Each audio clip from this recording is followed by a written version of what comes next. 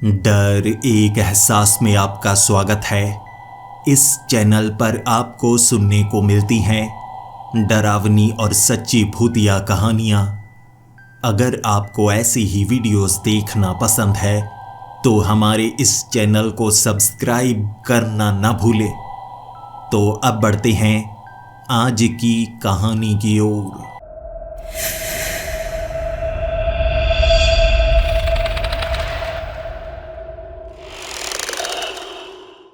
ये भारी बैग घसीटते हुए मैं गांव की तरफ बढ़ रहा था।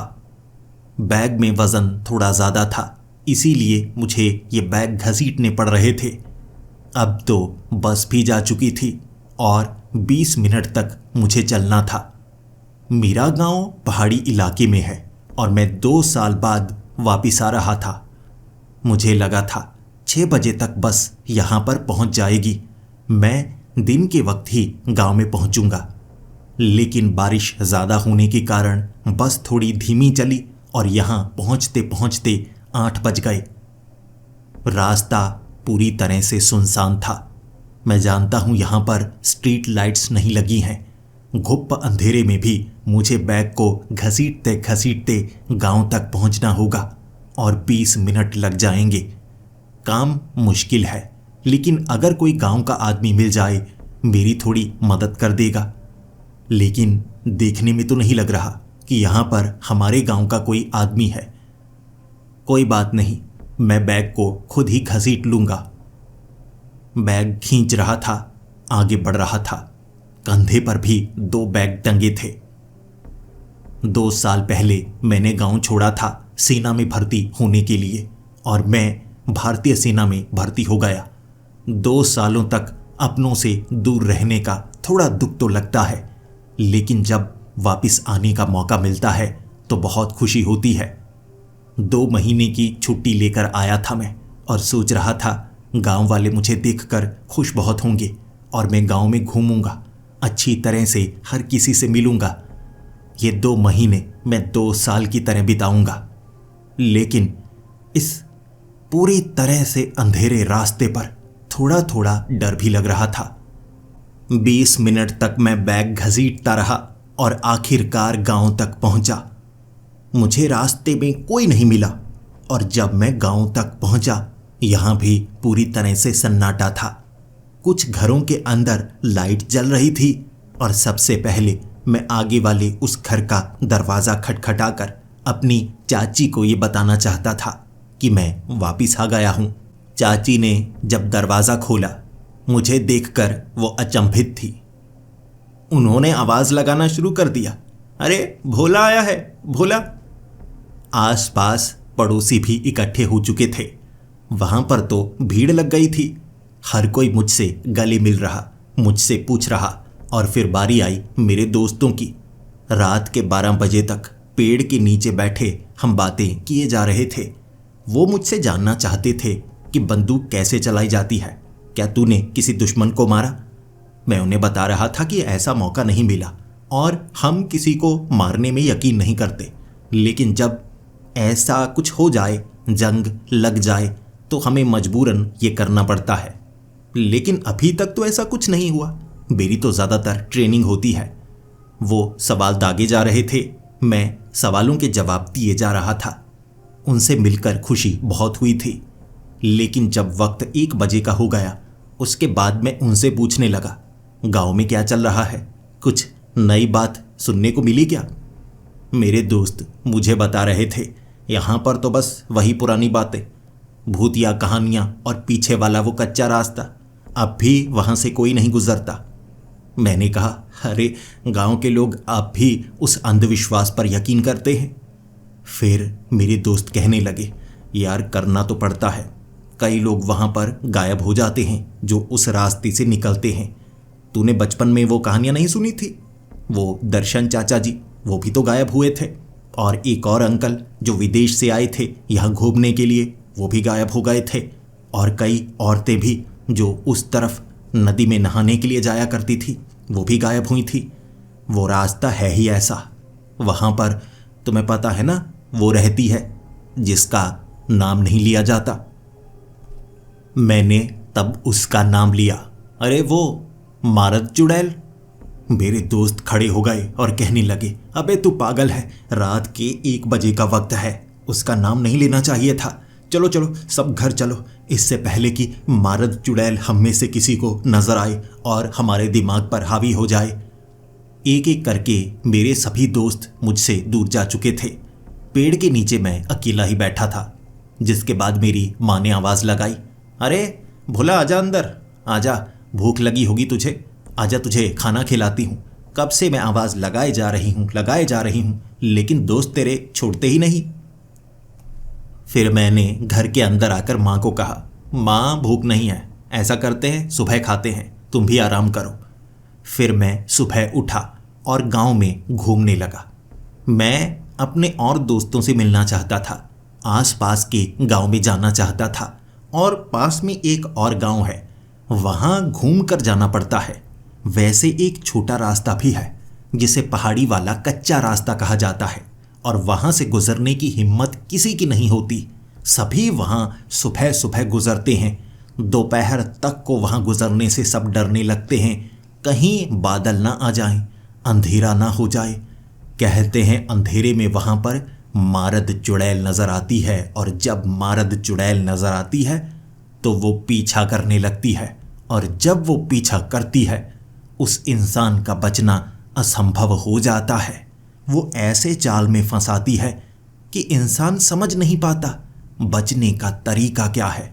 लेकिन ये तो बचपन की वो कहानियां हैं जो मेरी माँ सुनाया करती थी, और गांव में बड़े बुजुर्ग ऐसी डरावनी कहानियां सुनाकर ही बच्चों को ऐसे खतरनाक रास्तों से दूर रखते हैं।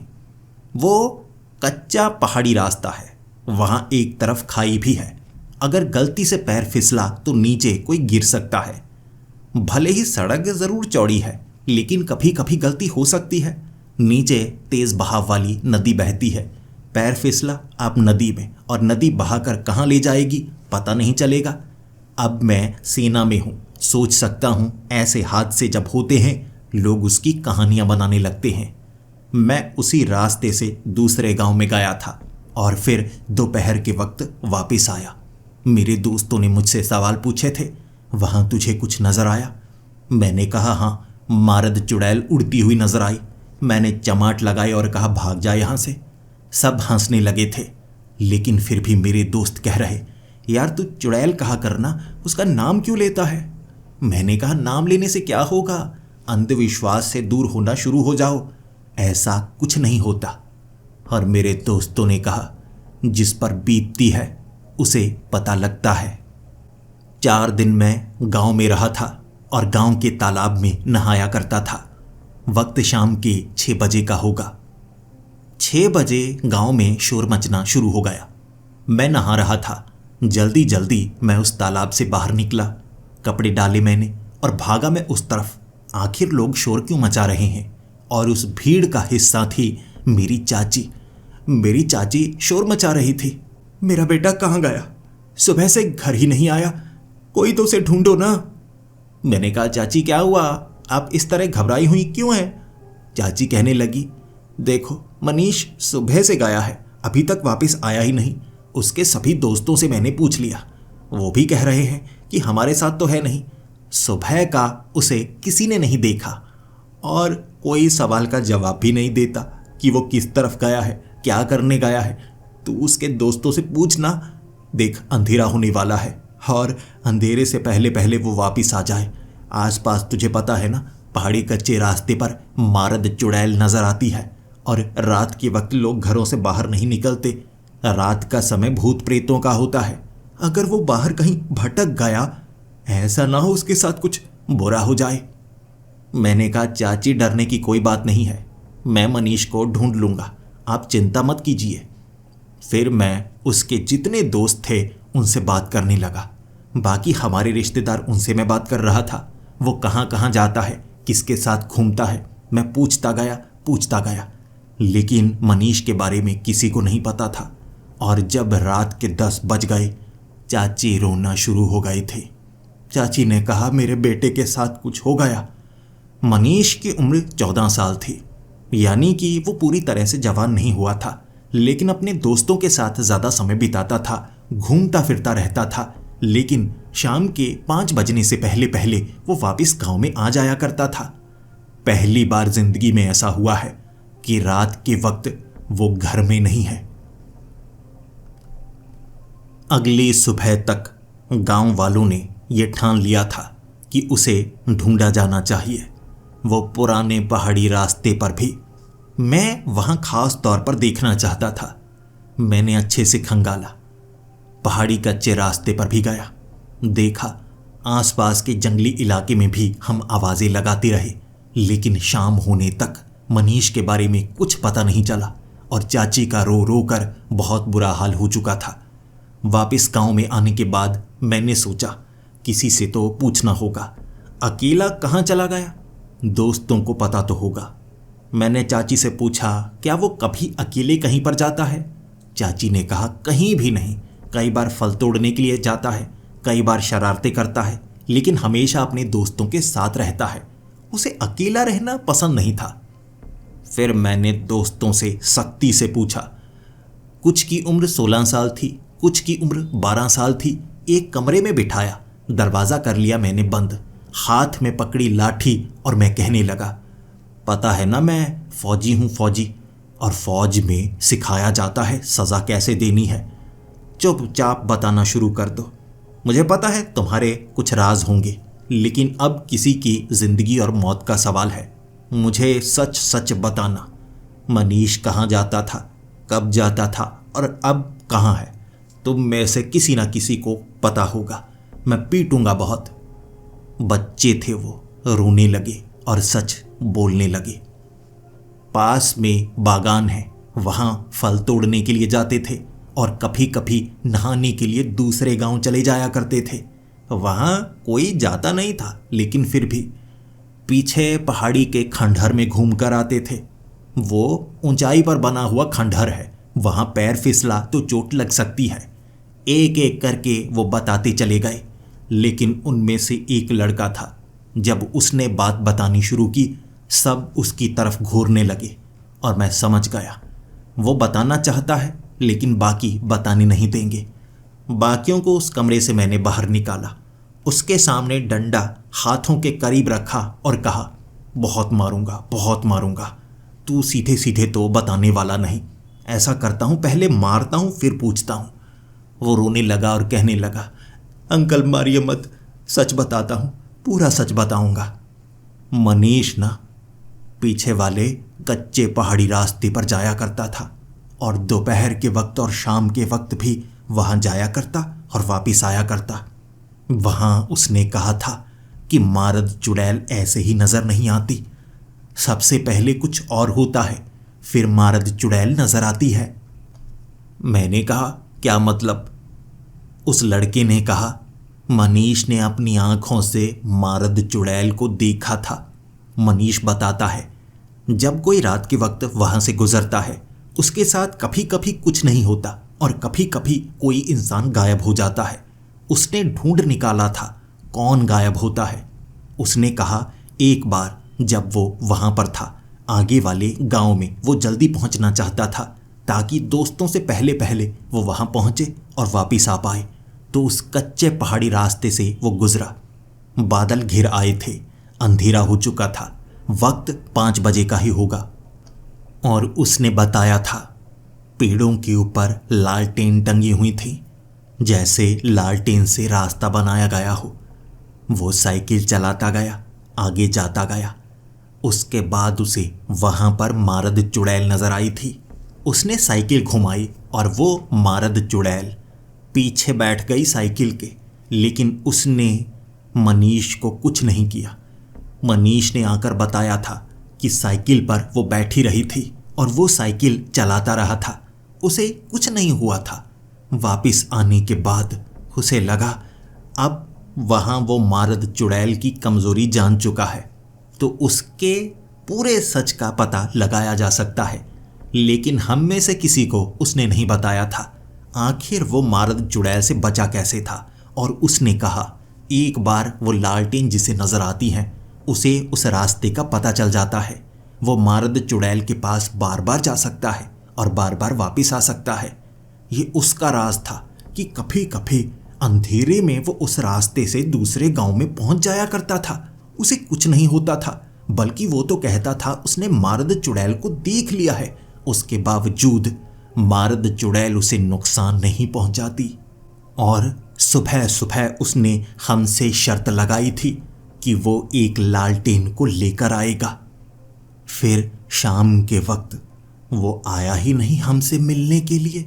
हम तो किसी को बताना तक नहीं चाहते थे। हमने कह दिया हमें नहीं पता, सबको पता है, लेकिन कोई बताना नहीं चाहता। उस बच्चे की बात सुनने के बाद इतना तो साफ हो गया, शाम के वक्त मनीष उस कच्चे पहाड़ी रास्ते पर गया था। ये मारद चुड़ैल का अंधविश्वास, इस पर मैं यकीन नहीं करता। यानी अगर उसे ढूंढना है तो वहीं पर ढूंढना होगा। लेकिन मैं वहां पर दिन के वक्त जाकर आया हूं, मुझे तो वहां कुछ नजर नहीं आया। कोई बैग मिल जाए, कोई ऐसी चीज कि वो वहां पर गया हो। क्या रात के वक्त मुझे जाना चाहिए? मैंने चाची को बताया, मां को बताया, गांव में और लोगों को बताया कि रात के वक्त हो सकता है वहां पेड़ ऐसे हों, कोई लालटेन हो, कुछ ऐसा हो जिससे अलग रास्ता नजर आता हो। जंगल में मैं 2 बार जा चुका हूं, मुझे पता है जंगल में ऐसे रास्ते बने होते हैं जो अंधेरे में नजर आते हैं। तो चलिए मेरे साथ, अंधेरे में ढूंढते हैं। गांव में किसी में हिम्मत नहीं थी उस जगह जाने की। उन्होंने तो कहा अगर उसे वहां पर मारद चुड़ैल नजर आई थी, समझो कि वो बचा नहीं होगा। मारद चुड़ैल उसे ले गई है, और जिसे मारद चुड़ैल ले जाती है वो कभी नहीं बचता। मैं उन्हें मनाता रहा, कोई मानने को तैयार नहीं। और फिर मैंने सोचा कभी कभी जंग हमें अकेले लड़नी पड़ती है। अपनी चाची के लिए, मनीष के लिए मुझे रात के वक्त वहां जाना होगा। दूध का दूध और पानी का पानी करना होगा। ये मुझे अकेले करना होगा। मेरी माँ मुझे वहां जाने देना नहीं चाहती थी, लेकिन मेरे पास कोई और रास्ता बचा नहीं था, इसीलिए मैं उस तरफ बढ़ने लगा। लेकिन एक आदमी ने मुझे आवाज लगाई, और जब मैंने पीछे मुड़कर देखा, ये तो वो भिखारी बाबा थे। हमारे गांव में एक मंदिर के आगे भिखारी बाबा हमेशा बैठे रहते हैं। उनकी टांगे नहीं हैं, वो चल नहीं पाते, लेकिन लोग उनका दुख जानते हैं, इसीलिए उन्हें खाना समय पर मिलता रहता है। वो कभी किसी से बात नहीं करते थे, लेकिन मुझे वहां जाने से उन्होंने रोका। मेरे पास आकर खुद को घसीटते हुए वो कहने लगे, बेटा वहां मत जाओ, तुम्हारे साथ कुछ बुरा हो सकता है। मैंने भिखारी बाबा को कहा, बाबा जी देखिए मेरे पास कोई और रास्ता नहीं है, मुझे मनीष को बचाने के लिए वहां जाना होगा। शायद रात के वक्त मुझे वो नजर आए जो दिन के वक्त नजर नहीं आया था। भिखारी बाबा ने कहा, यही तो मेरा डर है, तुझे वो चीज नजर आ जाएगी और उसके बाद तू खुद को रोक नहीं पाएगा। वहां जाने के बाद कोई वापस नहीं आ पाता, मैं तुझे समझा रहा हूं। मैंने कहा, बाबा जी आप समझ नहीं रहे, वहां जाना जरूरी है। वहां पर कोई चुड़ैल नहीं है, वो अंधविश्वास है। मुझे ये जानना है आखिर मनीष के साथ क्या हुआ, क्या वो जिंदा है या नहीं। फिर भिखारी बाबा ने कहा, मैं जानता हूं वहां क्या होता है, मैंने मारद चुड़ैल को अपनी आंखों से देखा है, इसीलिए मैं कह रहा हूं वहां जाना खतरे से खाली नहीं होगा। मैंने भिखारी बाबा से बात की और भिखारी बाबा ने बताया, उन्होंने 15 साल पहले मारद चुड़ैल को अपनी आंखों से देखा था। उसके बाद उनके साथ बहुत बुरा हादसा हुआ, जिस कारण उनकी टांगें टूट गईं। उनके पास एक सफेद चादर थी। टांगें कटने के बाद वो चादर खून से सन चुकी थी, लाल रंग की, और उन्होंने अपने इर्द गिर्द उस चादर को लपेट लिया ताकि वो चुड़ैल उन्हें नुकसान ना पहुंचाए, और ये काम कर गया। लाल रंग का कपड़ा, चाहे वो चादर हो चाहे वो दुपट्टा हो, कुछ भी, खुद को अपने इर्द गिर्द लपेट लो, वो मारद चुड़ैल नुकसान नहीं पहुंचाती। इसका कारण क्या है कोई नहीं जान सकता, लेकिन मैं 2 बार उसके सामने जा चुका हूं। एक बार मरने के लिए गया था, लेकिन ये राज मुझे पता लगा, और फिर मैंने ये राज किसी को नहीं बताया, क्योंकि हो सकता है कोई इसकी मदद से वहां जाए और उसे नुकसान पहुंचाए। लेकिन मनीष ने मेरे मुंह से उगलवा लिया था। उसे ये मैंने बताया और मेरा मानना है ये मेरी जिंदगी की सबसे बड़ी गलती थी। हो गया उसके साथ वही जो नहीं होना चाहिए था। मैंने भिखारी बाबा से पूछा, यानी वो आपसे पूछ चुका था उस बारे में? उन्होंने कहा, हाँ, मैंने तुम्हें सब कुछ बता दिया है, उसके साथ कुछ बुरा हुआ होगा। फिर मुझे भिखारी बाबा ने बताया, वो पुरानी कहानी के अनुसार जो मारद चुड़ैल है वो सीधे नुकसान नहीं पहुंचाती, बल्कि वो श्रापित चुड़ैल है। मारने के लिए उसे समय चाहिए। वो बहकाती है, बहलाती है, फुसलाती है, बातों में डाल लेती है और उसके बाद मार डालती है। वो कहीं ऐसी जगह पर ले जाती है जहां से वापस कोई नहीं आ सकता। मुझे भिखारी बाबा ने पूरी बात बताई और कहा, मत जाओ, तुम मनीष को बचा नहीं पाओगे। मैंने कहा, बाबा जी, आपने जो जो बताया उससे मेरी मदद होगी, लेकिन मुझे वहां जाना ही होगा। मैं सेना में रह चुका हूं और जब दुश्मन से आपका सामना हो, दुश्मन चाहे जितना भी ताकतवर हो, आपके पास जो है आपको उसी से मुकाबला करना पड़ता है। अगर सच में मारद चुड़ैल है और वो ताकतवर है तो मैं मुकाबला करूंगा। ये कहकर मैं आगे बढ़ने लगा, लेकिन अपने पास लाल रंग की चादर रख ली मैंने। शायद वो बात सच हो। फिर मैं साइकिल चलाकर उस तरफ जाने लगा, क्योंकि वो जो कच्चा रास्ता है बहुत लंबा है। अगर मैं चलकर घूमता रहूंगा शायद रात गुजर जाएगी, मैं हर जगह नहीं पहुंच पाऊंगा, लेकिन साइकिल से जा सकता हूं। इसी तरह साइकिल से मनीष जाता था। साइकिल चलाता चलाता मैं उस रास्ते से गुजर रहा और मुझे लाल रंग की लालटेन नजर आई, एक पेड़ पर टंगी हुई। मैं करीब पहुंचा। उस लालटेन से अजीब रोशनी निकल रही थी। अंदर आग नहीं लगी थी, लेकिन कांच से लाल रंग की रोशनी निकल रही। फिर ऐसी लालटेन मुझे और पेड़ों पर नजर आई। ये ढलान थी, नीचे की तरफ जाने का रास्ता, और लालटेन नीचे की तरफ लगी हुई, पूरा रास्ता बनाया गया। मैंने साइकिल एक तरफ लगाई और जैसा मुझे पता लगा था बिल्कुल आंखों के सामने वैसा नजर आ रहा था। मैं उस रास्ते पर आगे बढ़ता जा रहा था और मुझे आगे ऐसे पेड़ मिले जिन पर कोई पत्तियां नहीं थी। वो जले हुए पेड़ थे, उनसे धुआं निकल रहा था जैसे अभी अभी उन्हें आग लगाई गई हो। उन पर लालटेन टंगी हुई और हर तरफ लाल लाल सी रोशनी।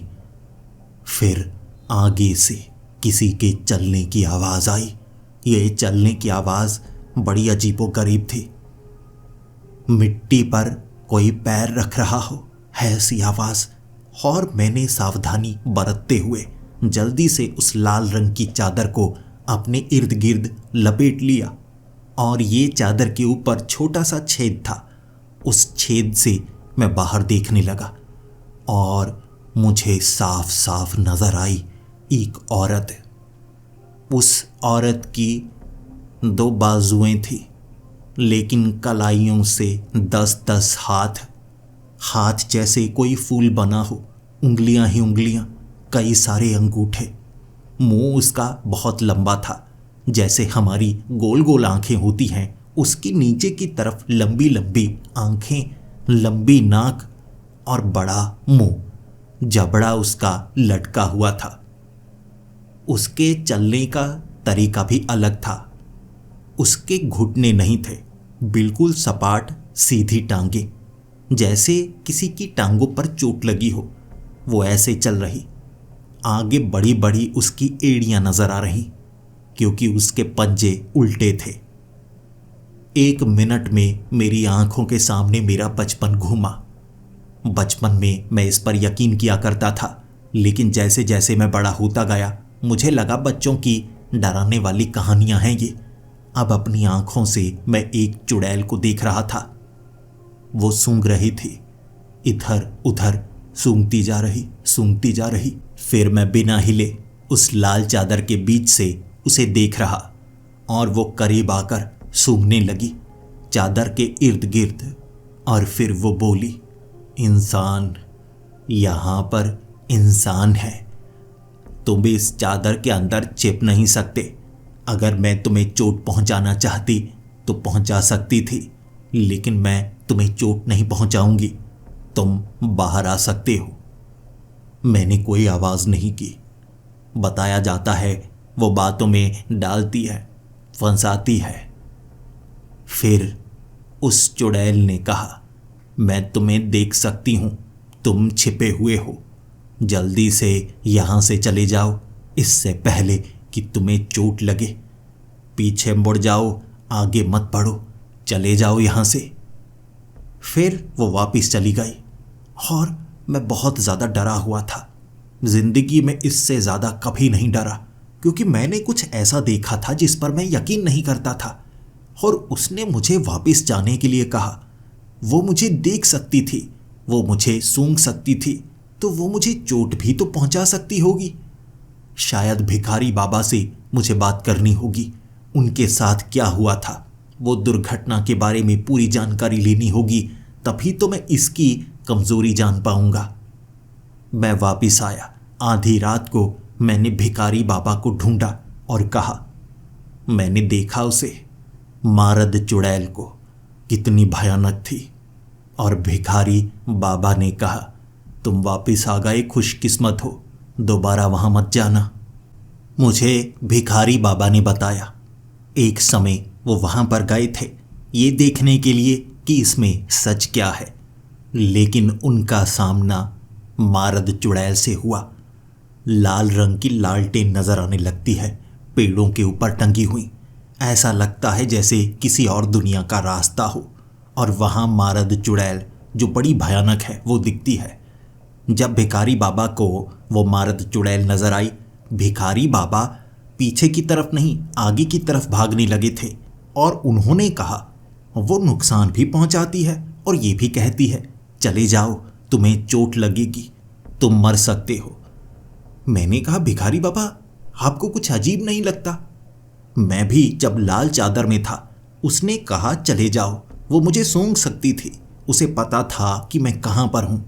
और भिखारी बाबा ने कहा, मुझे भी ऐसा महसूस हुआ, लेकिन जब मैं काफी आगे था, मुझे पीछे से धक्का दिया गया, फिर मैं नीचे गिरा था। फिर मैं भागने की कोशिश कर रहा तो मेरी टांगों को किसी ने खींचा। मैं बड़ी मुश्किल से बचा, मेरी टांगों में जख्म हो चुके थे। मैं भागता रहा और पीछे से वार होते रहे। ये वो मारद चुड़ैल ही होगी। और एक जगह जब मैं गिरा था, मैं झाड़ियों में फंसा हुआ और उसने मेरी टांगों को अलग कर दिया था, लेकिन चादर जो कि खून से सन चुकी थी, वो मेरे शरीर के इर्द गिर्द मैंने लपेट ली। तब वहां मुझे मारद चुड़ैल नजर आई थी। उसी ने मुझे चोट पहुंचाई होगी। मैंने कहा, भिखारी बाबा, मुझे कुछ तो गड़बड़ लगती है, मैं दोबारा वहां जाना चाहूंगा। और भिखारी बाबा ने कहा, तुम उस रास्ते पर वापिस मुड़ आए तो बच गए, आगे जाओगे तो मौत को गले से लगाओगे। क्या चाहते हो, मरना? जो जा चुका है उसे तुम वापिस नहीं ला सकते। मैंने कहा, भिखारी बाबा, ऐसा मत कहिए, मैं कोशिश दोबारा करूंगा। वक्त 1:30 बजे का होगा। मुझे वो लालटेन बड़ी आसानी से नजर आ गई। पहले तो यहां पर नजर नहीं आई थी, काफी आगे नजर आई, अब शुरू में ही नजर आ गई। मैं साइकिल चलाकर वहां पर जा रहा। बड़ी तेजी से मैं आगे निकलना चाहता था, उस जगह को खंगालना चाहता था। जब मुझे वो काले पेड़ नजर आए जिनके ऊपर लाल रंग की लालटेन टंगी थी, मैंने वहां साइकिल को रोका। जब मुझे चलने की आवाज आई, मैंने लाल चादर लपेट ली और साइकिल एक तरफ गिरी। तब वो मारद चुड़ैल मेरे करीब आई थी, साइकिल को सूंघते हुए कहने लगी थी, इंसान, चले जाओ, ये लाल चादर से कुछ नहीं होगा, वापिस चले जाओ। अगर तुम मरना नहीं चाहते तो वापिस चले जाओ। मैं भागा नहीं और उस बार मैंने लाल चादर को हटाया और मैं उसके सामने खड़ा हो गया। मैं आंखों में आंखें डालकर खड़ा हो गया था और कहने लगा था, मैं मनीष को वापस लेने आया हूं, तुमने उसे क्यों मारा? मारद चुड़ैल ने कहा, मैं किसी को नहीं मारती, मैं तो खुद कैदी हूं और कैदी आदेशों का पालन करते हैं। चले जाओ और लाल चादर को ओढ़ लो, वरना तुम मारे जाओगे। मैंने लाल चादर को नहीं ओढ़ा। मैंने कहा, अगर लाल चादर मैं ओढ़ लूं कैसे बचूंगा? अब भी तो मैंने लाल चादर उतारी है, तुमने मुझे नहीं मारा। उसने कहा, मैं किसी को नहीं मारती, वो मारता है। उसके आने से पहले पहले लाल चादर को ओढ़ लो, वरना तुम मारे जाओगे। चले जाओ यहां से, चले जाओ यहां से। वो जानबूझकर ये रास्ता दिखाता है ताकि कोई भूला भटका आए और उसका शिकार बने। मैं तो सिर्फ एक द्वारपाल की तरह हूं, कह सकते हो डराने के लिए, और जो बिना डरे मुझसे पार निकल आता है वो उसका शिकार करता है। मैंने कहा, कौन कौन तुम किसकी बात कर रही हो? उसने कहा, उसका नाम नहीं लिया जाता। मैं सोच में पड़ा हुआ था। मारद चुड़ैल जिसका नाम लेने से गांव के लोग डरते हैं, वो मारद चुड़ैल भी किसी से डरती है, उसका नाम तक लेने से डरती है। यानी यहां कुछ और है जो उससे भी ज्यादा भयानक है। मैंने उसे कहा, तो वो है कौन, क्या करता है वो? उसने कहा, मैं नहीं बता सकती, मैं उसकी कैदी हूं, लेकिन तुम्हें यह बता सकती हूं, अगर तुम किसी अपने को बचाना चाहते हो तुम्हें उसके घर में जाना होगा और लाल कपड़ा पहने हुए। मैं तो सूंघ सकती हूं, बता सकती हूं, लेकिन लाल कपड़े के अंदर वो नहीं देख सकता। लेकिन जब लाल कपड़ा निकला वो खा जाता है, और अगली अमावस से पहले पहले तुम्हें अपने साथी को बचाना होगा। अमावस की रात वो शिकार बनाता है। अभी तो कुछ दिन बाकी हैं। मैंने कहा, मैं अभी कोशिश करना चाहूँगा, क्या तुम मेरी मदद करोगी? उसने कहा, मैं दरबान की तरह हूँ, कैदी दरबान, बस मैं रास्ते पर रह सकती हूँ। मैं डराती हूँ ताकि उस तरफ कोई ना जाए। लेकिन वो लड़का भी उस तरफ गया। वो मुझसे डरा। मैं उसे रोकना चाहती थी, लेकिन वो डरता गया, भागता गया। वहाँ मैं नहीं जा सकती। वहाँ है एक लाल घर। तुम्हें वो लाल घर ढूंढना होगा जिसका दरवाज़ा सिर्फ बाहर से खुलता है। जब तुम उस दरवाजे को खोलो, आवाज़ लगाना, जो तुम्हारा अपना है वो बाहर आ जाए, लेकिन तुम घर के अंदर मत जाना। घर के अंदर तुम गए तब तुम भी कैदी, और अमावस को वो दो शिकार करेगा। अगर तुम जाना चाहते हो तो अभी जाओ। हाथ में लाल लालटेन रखना, लेकिन चादर के अंदर।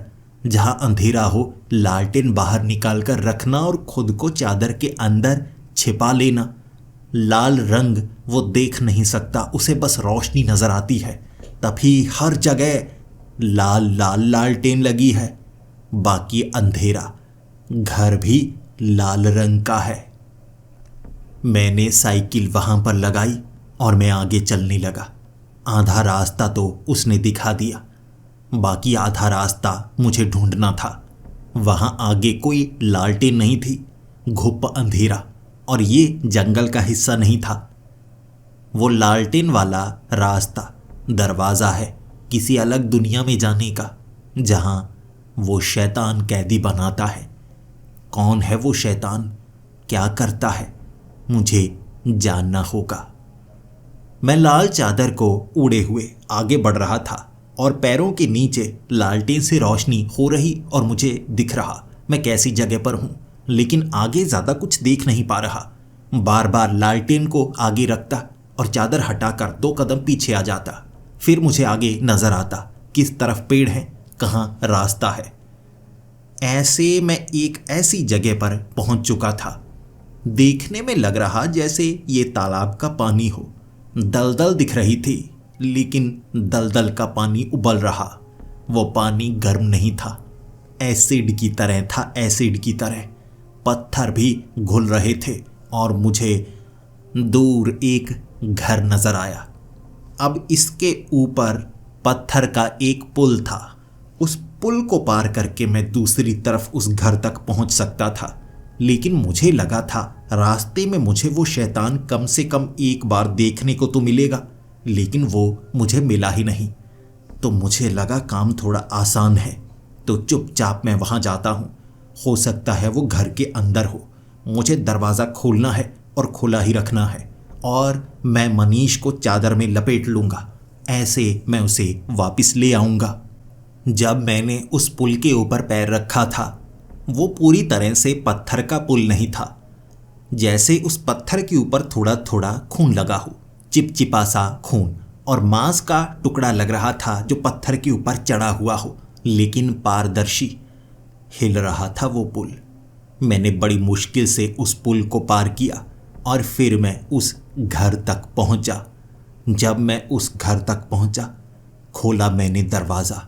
घबराते हुए मैंने आवाज़ लगाई थी, मनीष, मनीष, क्या तुम यहाँ पर हो? और मुझे मनीष ने जवाब दिया। वो जिंदा था।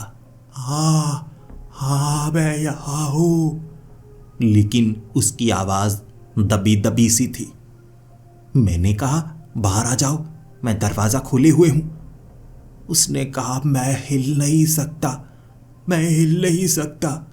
उसे अंदाज़ा नहीं होगा कि मैं यहाँ पर आया हूँ। शायद वो सदमे में होगा। तो पास में पड़ा पत्थर मैंने दरवाजे पर फंसाया और उसके बाद मैं अंदर गया और मैंने देखा ये जो लाल घर था ना, इसकी दीवारें मांस से बनी थी। हिलता हुआ मांस, जैसे ये घर जिंदा हो, और उस मांस के हिस्से में आधा धंसा हुआ था मनीष।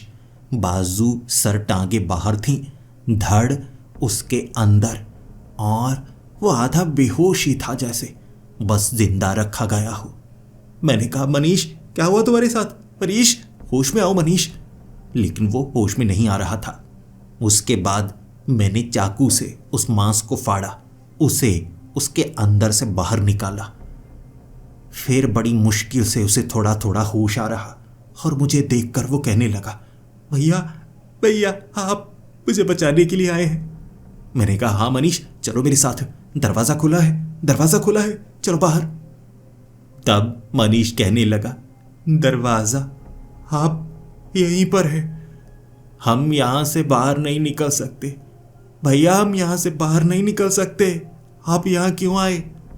मैंने कहा, मनीष, जल्दी चलो, दरवाज़ा खुला है। मैं उसे खींचकर दरवाजे से बाहर ले आया। दरवाज़ा बंद नहीं हुआ था, लेकिन पुल गायब था। वो एसिड था आसपास, नदी की तरह, लेकिन पुल नज़र नहीं आ रहा। मैंने कहा, मनीष, यहाँ पुल ढूंढो, यहाँ पुल होना चाहिए, चादर के अंदर ही रहना। मनीष ने कहा, भैया, चादर उतार दो, इससे कुछ नहीं होगा। मैंने कहा, मनीष, तुम समझ नहीं रहे, तुम गलती से यहाँ पर आ गए, चादर के अंदर रहो, लाल लालटेन से हम रोशनी करेंगे, मैं पुल ढूंढ लूँगा। मनीष ने कहा, भैया, आप भी फंस गए भैया, मैं भी ऐसे ही फंसा था। मैंने कहा, मनीष, क्या कह रहे हो? तब मनीष ने मुझे बताया और मेरी आंखें खुली। मनीष ने कहा कि मैं यहाँ पर इसलिए आता था क्योंकि भिखारी बाबा ने बताया था, लाल चादर से वो मारद चुड़ैल देख नहीं पाती, और भिखारी बाबा ने कहा था, मारद चुड़ैल के आगे पेड़ पर सोने के बिस्किट लगे हैं। मैं उस सोने के बिस्किट को लेने के लिए आया था ताकि हम ज़मीन खरीद पाते। पिताजी पर थोड़ा कर्ज है ना, मुझे लगा मैं वो कर्ज चुका दूं। मेरे पिता बड़े परेशान रहते थे, इसीलिए। मैंने कहा, मनीष, ये कैसी बातें कर रहे हो? मनीष ने बताया, ये वो भिखारी बाबा बताया करते थे। फिर मारद चुड़ैल वो करीब आती और घूमती फिरती रहती।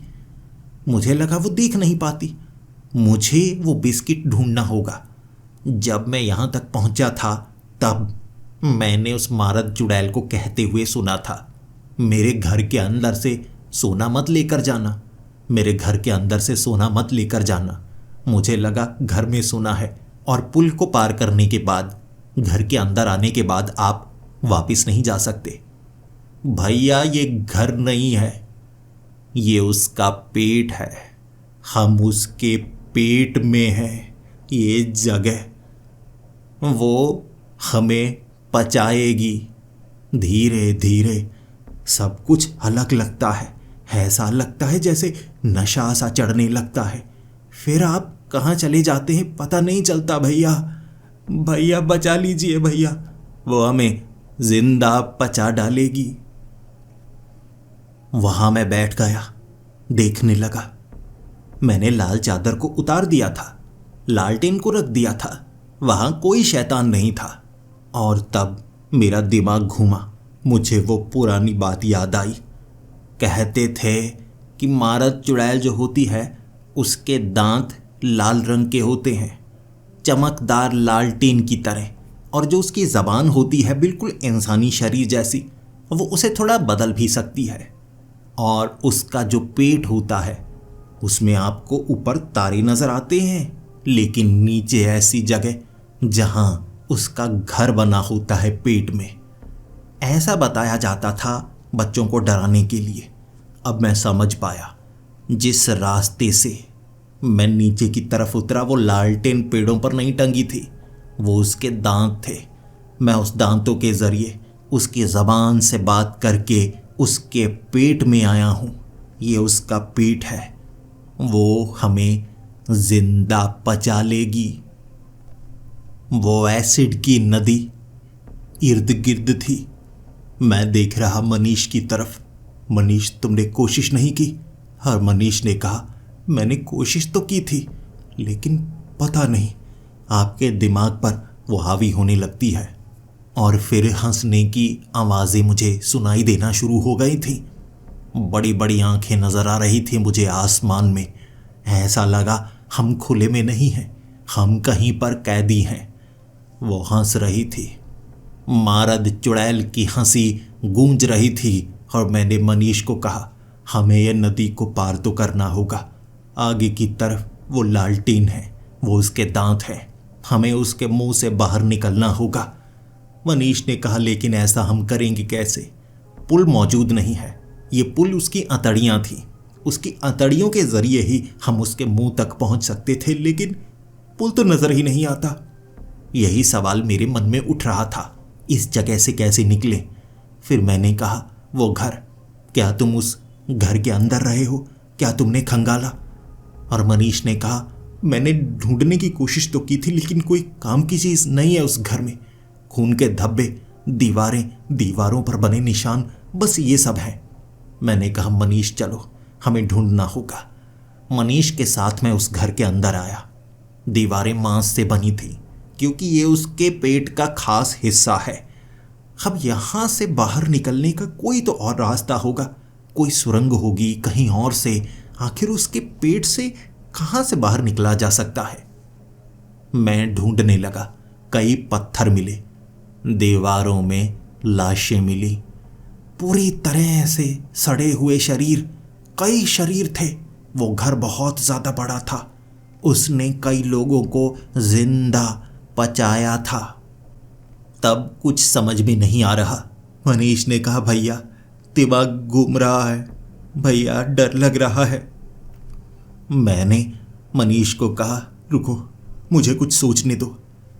चुड़ैल है वो, भले ही इस लालटेन में आग नहीं है, लेकिन किसी तरह से इस घर को आग तो लगाई जा सकती है।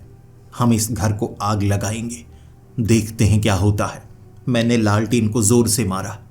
भले ही सिर्फ रोशनी निकल रही थी, लेकिन आग तो कहीं ना कहीं होगी। लकड़ी को आग लगने लगी।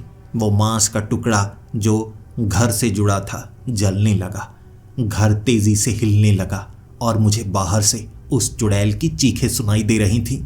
फिर वो घर जल रहा, उसे दर्द हो रहा। और तभी मैंने कई लाशों के पास कुछ हथियार देखे। उनके कपड़े भी गल चुके थे, लेकिन लोहे के कुछ हथियार जो शायद हमारा पेट नहीं पचा सकता वहां पड़े। चाकू, तलवार जैसा कुछ। मैंने वो उठाया। अब उसका इस्तेमाल किया जा सकता था।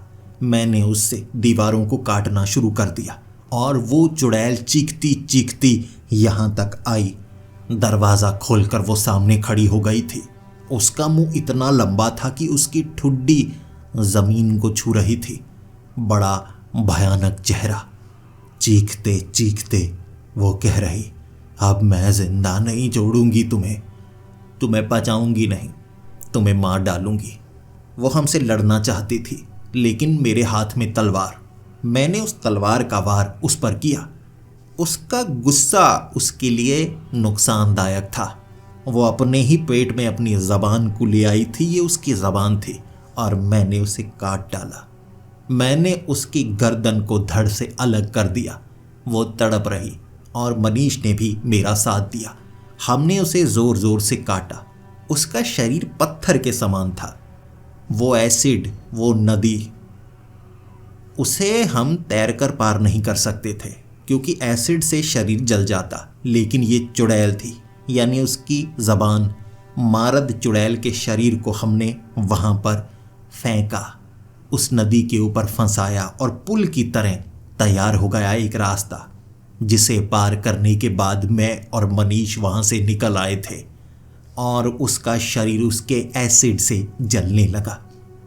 फिर हम उन लालटेन तक पहुँचे थे। वहाँ पर तो वो पेड़ पकड़ना चाहते थे। वो दांत थे और मैंने उसके दांतों को तोड़ना शुरू कर दिया। लालटेन को उतार कर मैं मारता गया। उन पेड़ों को आग लगती गई। हम दोनों ऐसा कर रहे और उस रास्ते पर साइकिल से आगे निकलते हुए मैंने हर एक लालटेन को ज़मीन पर मार मार कर उन पेड़ों को आग लगा दी थी।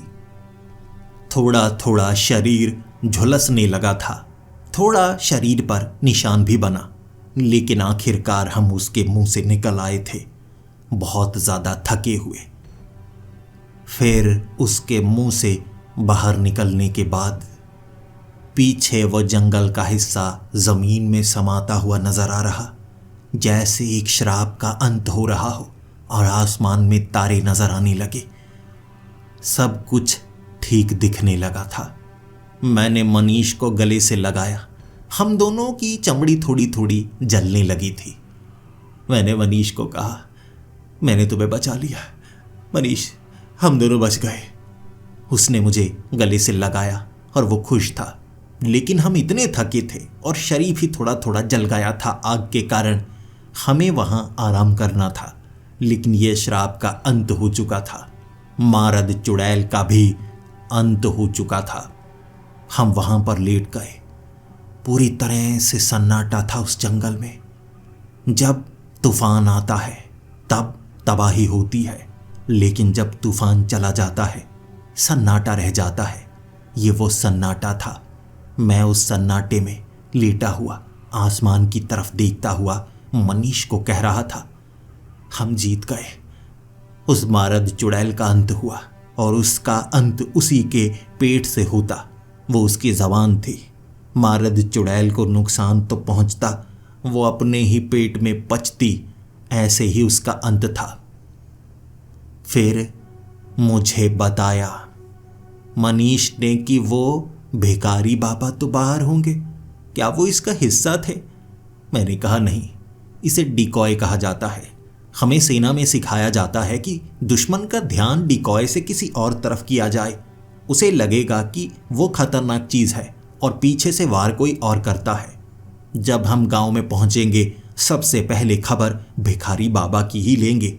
पकड़ेंगे उसे, क्योंकि वो लोगों को फंसाता है। उसने सौदा किया होगा मारद चुड़ैल के साथ कुछ। लेकिन शरीर बहुत थका हुआ है, नींद आने लगी थी। इतनी बड़ी परेशानी से निपटने के बाद हम दोनों को नींद आने लगी थी। फिर मैंने वो आवाज़ सुनी, अरे मनीष, तुम्हारे दिल की धड़कन बहुत तेज़ी से सुनाई दे रही है। मनीष ने कहा, मेरे दिल की? मुझे लगा ये आपके दिल की धड़कन है। कैसे धक धक की आवाज़ सुनाई दे रही है। मुझे उसकी दिल की धड़कन नहीं सुनाई दे रही थी। ज़मीन से आवाज़ आ रही थी, धक धक धक धक। शरीर कमज़ोर हो रहा था, चमड़ी थोड़ी थोड़ी जलने लगी थी, नींद आ रही थी। मैंने कहा, वनीश, वनीश, वनीश। उसकी आंखें बंद हो चुकी थी, जैसे वो सो गया हो या बेहोश हो गया हो। मेरा दिमाग बहुत तेजी से चला और फिर मैंने सोचा, मनीष ने कहा तो था वो झूठ दिखाती है, वो भ्रम दिखाती है। मनीष तभी तो उस दीवार में फंस गया था, बच रहा था वो। हम उससे बाहर निकले या नहीं, या ये सब एक भ्रम दिखाया गया था? मारद चुड़ैल का अंत हुआ, या चमड़ी इसलिए जल रही है क्योंकि हम पच रहे हैं उसके पेट में?